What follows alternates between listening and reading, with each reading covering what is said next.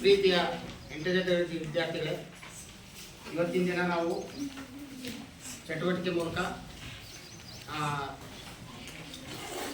ಸೂಕ್ಷ್ಮ ಜೀವಿಗಳು ನಮ್ಮ ಶತ್ರು ಮತ್ತು ಮಿತ್ರ ಅನ್ನೋ ಒಂದು ಪಾಠದ ವಿಚಾರವಾಗಿ ಮಕ್ಕಳ ಕಡೆಯಿಂದ ಚಟುವಟಿಕೆ ಸೆಮಿನಾರ್ ಮೂಲಕ ಈ ಒಂದು ಪಾಠವನ್ನು ವಿದ್ಯಾರ್ಥಿಗಳು ಒಬ್ರಿಗೊಬ್ಬರು ಹಂಚಿಕೊಳ್ತಾ ಏನಾದರೂ ತಿಳಿದಿದ್ದರೆ ಪ್ರಶ್ನೆಗಳನ್ನು ಕೇಳಿ ಮತ್ತು ಇಲ್ಲಿ ಧೈರ್ಯವಾಗಿ ಬಂದು ಯಾವ ಭಯ ಇದೆ, ನಿಮಗೇನು ಓದ್ಕೊಂಬಂದಿರೋ ಏನು ಮಾಡ್ತೀರೋ ಅದು ಮಾಡಿ.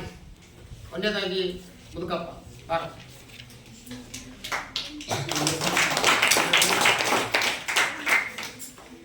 ನನ್ನ ಹೆಸರು ಮುಖಪ್ಪ.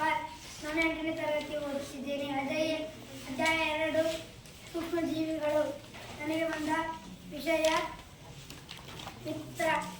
ಸೂಕ್ಷ್ಮ ಜೀವಿಗಳಲ್ಲಿ ಮಿತ್ರ. ಸೂಕ್ಷ್ಮ ಜೀವಿಗಳಲ್ಲಿ 5 ವಿಧ.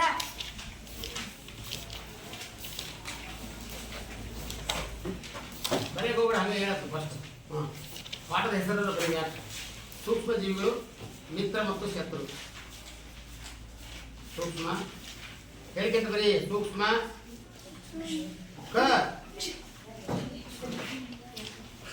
ಹೇ ಹೋ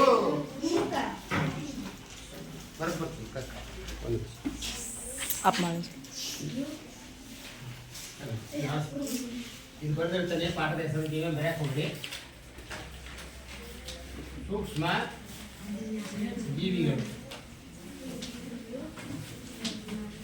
ಮಿತ್ರ ಮತ್ತು ಶತ್ರು. ಈ ಪಾಠ ಅಧ್ಯಾಯ 2 ಅಲ್ವಾ?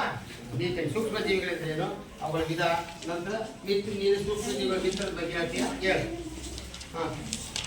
ಸೂಕ್ಷ್ಮ ಜೀವಿಗಳೇ 5 ವಿಧ. 1ನೇ ವಿಧ ಬ್ಯಾಕ್ಟೀರಿಯಾ, 2ನೇ ವಿಧ ಶೈವಲ್ಯಗಳು, 3ನೇ ವಿಧ ಏಕಕೋಶ ಜೀವಿಗಳು, 4ನೇ ವಿಧ ಶಿಲೀಂಧ್ರಗಳು, 5ನೇ ವಿಧ ವೈರಸ್ಗಳು. ನಮಗೆ ಉಪಯುಕ್ತ ಜೀವಿಗಳೆಂದರೆ ಬ್ಯಾಕ್ಟೀರಿಯಾಗಳು, ಶಿಲೀಂಧ್ರಗಳು, ಶೈವಲ್ಯಗಳು. ಇನ್ನು ಏಕಕೋಶ ಜೀವಿಗಳು ಮತ್ತು ವೈರಸ್ಗಳು ಇವೆರಡು ನಮಗೆ ಉಪಯುಕ್ತವಲ್ಲದ ಜೀವಿಗಳಾಗಿವೆ. ಭೂಮಿಗೆ ಮೊಟ್ಟಮೊದಲ ಬಾರಿಗೆ ಬಂದವು ಸೂಕ್ಷ್ಮ ಜೀವಿಗಳು. ಅದರಲ್ಲಿ ಶೈವಲ್ಯಗಳು ಮೊಟ್ಟಮೊದಲ ಬಾರಿಗೆ ಭೂಮಿಯ ಬೆಳವಣಿಗೆಯಾಗಿ ಮೊಟ್ಟಮೊದಲ ಬಾರಿಗೆ ಬಂದವು. ಮತ್ತು ಸೂಕ್ಷ್ಮ ದರ್ಶನವನ್ನು ರಾಬರ್ಟ್ ಹುಕ್ ಎಂಬಾತ 1665ರಲ್ಲಿ ಕಂಡುಹಿಡಿದನು. ರಾಬರ್ಟ್ ಹುಕ್ ಸೂಕ್ಷ್ಮ ದರ್ಶನದಿಂದ ಸೂಕ್ಷ್ಮ ಜೀವಿಗಳು ಅಥವಾ ನೋಡಲು ಸಾಧ್ಯವಾಗುತ್ತದೆ. ಸೂಕ್ಷ್ಮ ಜೀವಿಗಳೆಂದರೆ ಪರಿಗಣ್ಣಿಗೆ ಕಾಣದ ಮತ್ತು ಸೂಕ್ಷ್ಮ ದರ್ಶನದಲ್ಲಿ ಗೋಚರಿಸುವ, ಅಂದರೆ ಕಾಣುವ, ನೋಡುವ, ಗೋಚರಿಸುವ ಜೀವಿಗಳಿಗೆ ಸೂಕ್ಷ್ಮ ಜೀವಿಗಳು ಎನ್ನುತ್ತೇವೆ. ಮತ್ತು ಸೂಕ್ಷ್ಮ ಜೀವಿಗಳು ನಮಗೆ ಹೇಗೆ ಉಪಯುಕ್ತವಾಗಿವೆ ಎಂದರೆ, ಸೂಕ್ಷ್ಮ ಜೀವಿಗಳಲ್ಲಿ ನಮಗೆ ಉಪಯುಕ್ತವಾದ ಸೂಕ್ಷ್ಮ ಜೀವಿಗಳು ಮಾನವರು ಕಸಗಳನ್ನು ಊರಿನ ಬಯಲಿನಲ್ಲಿ ಕಸಗಳನ್ನು ಸಂಗ್ರಹಿಸುತ್ತಾರೆ. ಸಂಗ್ರಹಿಸಿದ ಕಸವನ್ನು ಸೂಕ್ಷ್ಮ ಜೀವಿಗಳು ಅದನ್ನು ಕೊಳೆಯಲು ಆಗಿ ಮಾಡುತ್ತವೆ. ಕೊಳಿಸುತ್ತವೆ.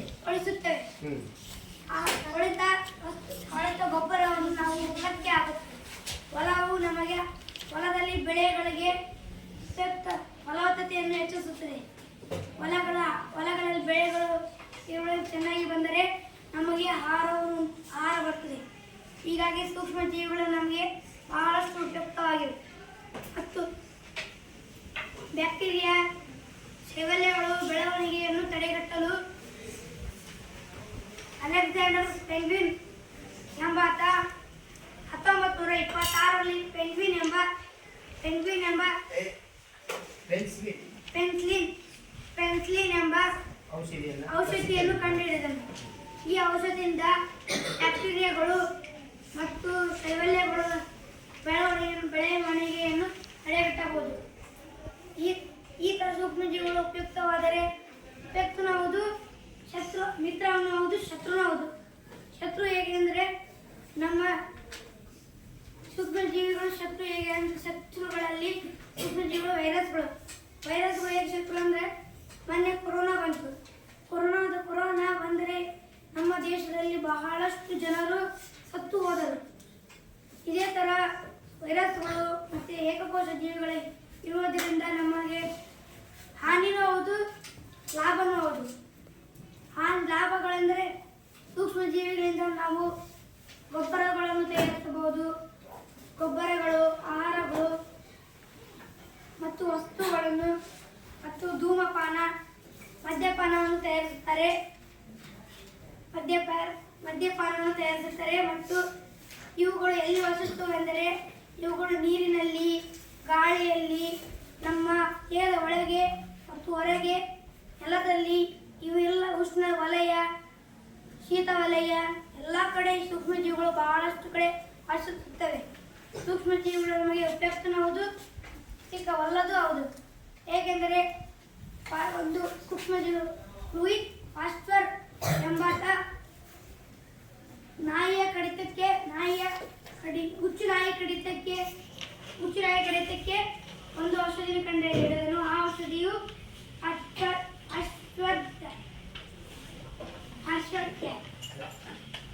ರ್ಯಾಬಿಸ್ ರೋಗಕ್ಕೆ ಲಸಿಕೆಯನ್ನು ಕಂಡುಹಿಡಿದ. ಮತ್ತು ಸೂಕ್ಷ್ಮಜೀವಿಗಳು ನಮಗೆ ಬಹಳಷ್ಟು ಉಪಯುಕ್ತವಾಗಿವೆ. ಇಷ್ಟು ಹೇಳಿ ನನ್ನ ಚಟುವಟಿಕೆಯನ್ನು ಪೂರ್ಣಗೊಳಿಸುತ್ತೇನೆ.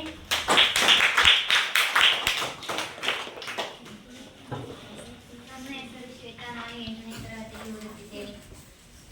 ನಾನು ಸೂಕ್ಷ್ಮ ಜೀವಿಗಳು ಎಲ್ಲಿ ವಾಸಿಸುತ್ತವೆ, ಹೇಗೆ ಉಪಯುಕ್ತವಾಗಿದೆ ಎನ್ನುವುದರ ಬಗ್ಗೆ ಹೇಳುತ್ತೇನೆ. ಸೂಕ್ಷ್ಮ ಜೀವಿಗಳೆಂದರೆ ಯಾರು? ಸೂಕ್ಷ್ಮ ಜೀವಿಗಳೆಂದರೆ ಬರಿಗಣ್ಣಿಗೆ ಕಾಣದ ಮತ್ತು ಸೂಕ್ಷ್ಮದರ್ಶಕಗಳಲ್ಲಿ ಮಾತ್ರ ಕಾಣುವ ಜೀವಿಗಳನ್ನು ಸೂಕ್ಷ್ಮ ಜೀವಿಗಳೆಂದು ಕರೆಯುತ್ತಾರೆ. ಸೂಕ್ಷ್ಮ ದರ್ಶಕ ಕಂಡುಹಿಡಿದವರು ಯಾರು?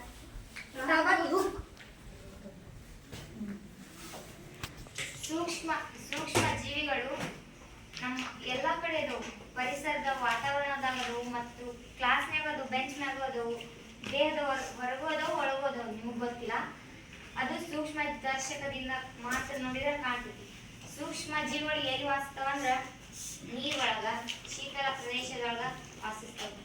ಮತ್ತು ಸೂಕ್ಷ್ಮ ಜೀವಿಗಳು ಮಿತ್ರನೂ ಹೌದು, ಶತ್ರುನೂ ಹೌದು. ಮಿತ್ರ ಹೇಗಂದ್ರ ಸೂಕ್ಷ್ಮ ಆಹಾರ ಒಳಗೂ ಬಳಸ್ತಾರ. ಆಹಾರ ಒಳಗೆ ಈಸ್ಟ್ ಬಳಸ್ತಾರ. ನೀವು ಬೇಕಂದ್ರೆ ಬ್ರೆಡ್ ಅವನ್ನೆಲ್ಲ ತಿಂತಲ್ಲ, ಅದ್ರೊಳಗ ಈಸ್ಟನ್ನ ಬಳಸ್ತಾರೆ. ಮತ್ತು ಶತ್ರು ವೈರಸ್ ಬರುತ್ತೆ. ವೈರಸ್ ಮೊನ್ನೆ ಕೊರೋನಾ 2 ವರ್ಷದಿಂದ ಕೊರೋನಾ ಬಂದಿತ್ತು. ಅವಾಗ 2 ವರ್ಷದಿಂದ ಭಾಳ ಜನ ಸತ್ತು ಹೋದ್ರು ವೈರಸ್ನಿಂದ.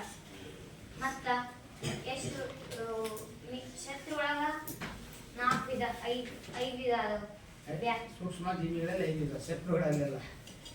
ಸೂಕ್ಷ್ಮ ಜೀವಿಗಳಲ್ಲಿ 5 ವಿಧ: ಬ್ಯಾಕ್ಟೀರಿಯಾಗಳು, ಏಕಕೋಶ ಜೀವಿಗಳು ಮತ್ತು ಶಿಲೀಂಧ್ರಗಳು, ಶೈವಲ್ಯಗಳು ಅದಾವ, ವೈರಸ್ಗಳು. ಏನು ಪ್ರಶ್ನೆ ಕೇಳಿ? ವೈರಸ್ಗಳ ಬಗ್ಗೆ ಯಾಕೆ?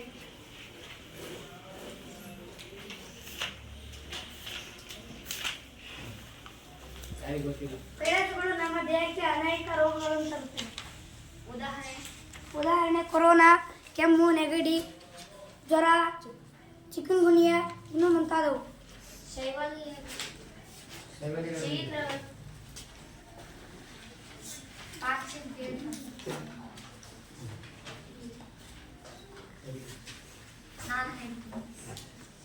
ಒಂದು ಇದು ಮಳೆ ಬಂತಂದ್ರೆ ನೀರು ನಿಂತಿರ್ತಾವ, ಪಾಚಿ ಎದ್ದಿರ್ತಿತ್ತಲ್ಲ, ಅದು ಶೈವಲ್ಯಗಳನ್ನು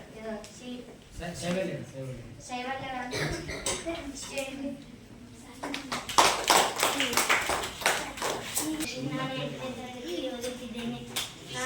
ನನಗೆ ಬಂದಂತಹ ಚಟುವಟಿಕೆ ಸೂಕ್ಷ್ಮ ಜೀವಿಗಳು ನಮ್ಮ ಜೀವನಕ್ಕೆ ಪಾತ್ರ ವಹಿಸುತ್ತದೆ ಮತ್ತು ಅವುಗಳಲ್ಲಿ ಕೆಲವು ಅನೇಕ ವಿಧಗಳಲ್ಲಿ ಪ್ರಯೋಗವಾದರೆ ಕೆಲವು ಹಾನಿಕಾರ ಮತ್ತು ರೋಗಕವಾಗುತ್ತವೆ.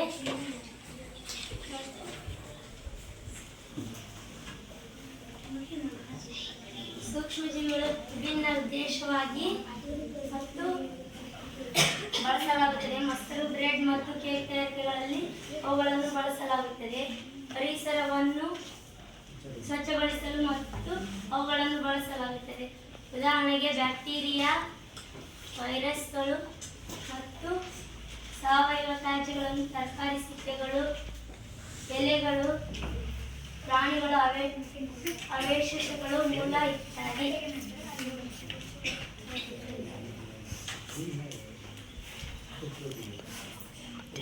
ಹಾನಿಕಾರವಲ್ಲದ ಮತ್ತು ಬಳಸಬಹುದಾದ ವಸ್ತುಗಳಾಗಿ ವಿಂಗಡಿಸುತ್ತೇವೆ ಮತ್ತು ಬ್ಯಾಕ್ಟೀರಿಯಾಗಳನ್ನು ಔಷಧಿಗಳ ತಯಾರಿಕೆಗಳಲ್ಲಿ ಬಳಸಲಾಗುತ್ತದೆ. ಇಷ್ಟೇ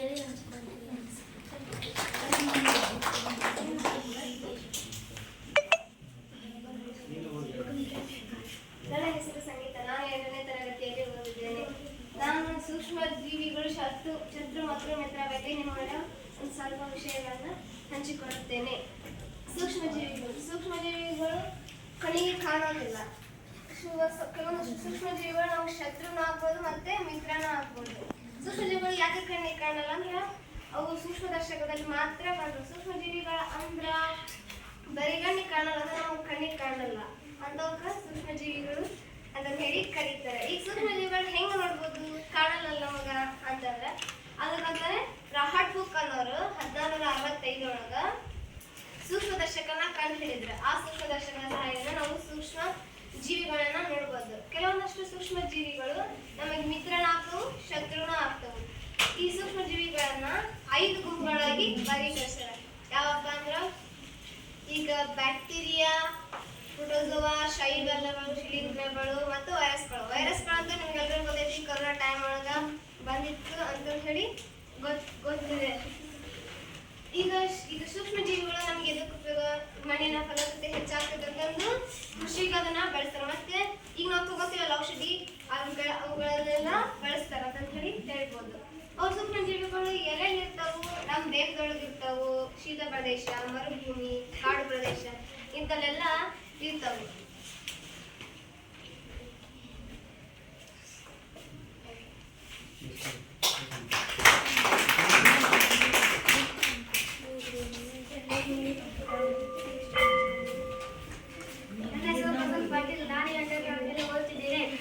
ನಾನು ಇಂದು ನಿಮಗೆ ಸೂಕ್ಷ್ಮ ಜೀವಿಗಳು ಮತ್ತು ಸೂಕ್ಷ್ಮ ಜೀವಿಗಳಲ್ಲಿ ಶತ್ರು ಮತ್ತು ಮಿತ್ರ ಬಗ್ಗೆ ನಿಮಗೆ ಹೇಳುತ್ತೇನೆ.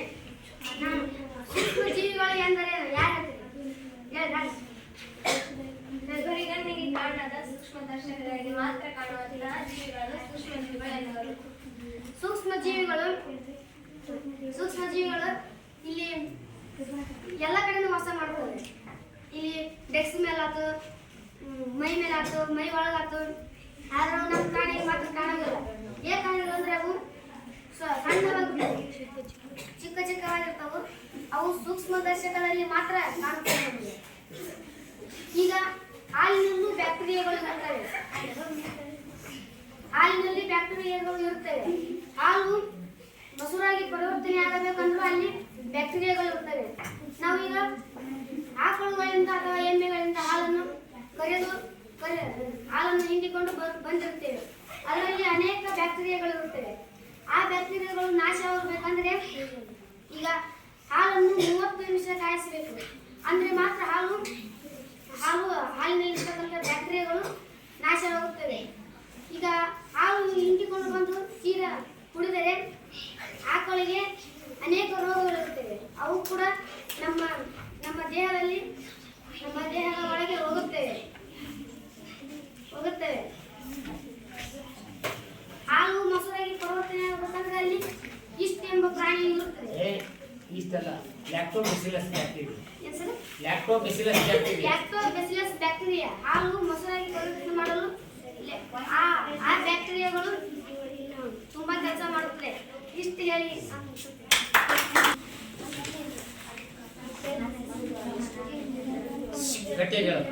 ಕೈ ಕಟ್ಬೇಡ. ಮಾತಾಡ್ರಿ. ಸಕ್ಕರೆಯಿಂದ ಏನಾಗುತ್ತೆ? ಜಾಮ್ ಮತ್ತು ಜೇನು ಅದನ್ನ ನಾವು ಹಣ್ಣಿನ ರಸ ಸಕ್ಕರೆಯಿಂದ ಸಕ್ಕರೆ ತೇವಾಂಶ ಪ್ರಮುಖ ಕಡಿಮೆ ಮಾಡುತ್ತದೆ ಮೂಲಕ ಆಹಾರವನ್ನು ಹಾಳು ಮಾಡುವ ಬ್ಯಾಕ್ಟೀರಿಯಾವನ್ನು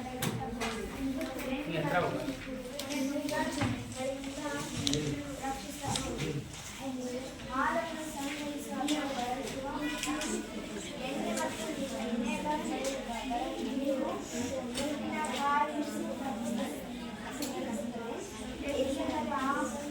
ಪರಸ್ಪರ ಬ್ಯಾಕ್ಟೀರಿಯಾವು ಬದುಕುವುದು ತರಕಾರಿ, ಹಣ್ಣು, ಮೀನು, ಮಾಂಸ ಸಾಮಾನ್ಯವಾಗಿ ನಮ್ಮನ್ನು ರಕ್ಷಿಸಲಾಗುತ್ತದೆ.